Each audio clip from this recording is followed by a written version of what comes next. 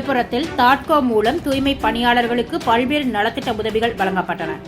தாட்கோ மூலம் செயல்படுத்தப்படும் தமிழ்நாடு தூய்மை பணியாளர் நல வாரியத்தின் மூலம் தூய்மை பணிபுரியும் பணியாளர்களுக்கு இன்று விழுப்புரம் மாவட்ட ஆட்சியர் அலுவலக கூட்டரங்கில் தூய்மை பணியாளர் நல வாரிய அடையாள அட்டை மற்றும் அவர்களுடைய குடும்ப உறுப்பினர்களுக்கு கல்வி உதவித்தொகை, திருமண உதவித்தொகை மற்றும் இயற்கை மரணம், ஈமச்சடங்கு உதவித்தொகைகள் ஆகியவை 20 பயனாளிகளுக்கு ரூபாய் 66,000 மட்டும் நலத்திட்ட உதவிக்கான காசோலைகள் மாவட்ட வருவாய் அலுவலர் மு. பரமேஸ்வரி மற்றும் மாவட்ட கூடுதல் ஆட்சியர் ஸ்ரதன் ஜெய் நாராயணன் வழங்கினார்கள்.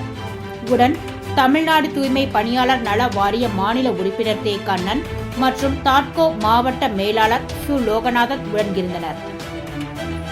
7 கிரீன் நியூஸ் செய்திகளுக்காக விழுப்புரம் மாவட்ட செய்தியாளர் எஸ். கலைக்குமார்.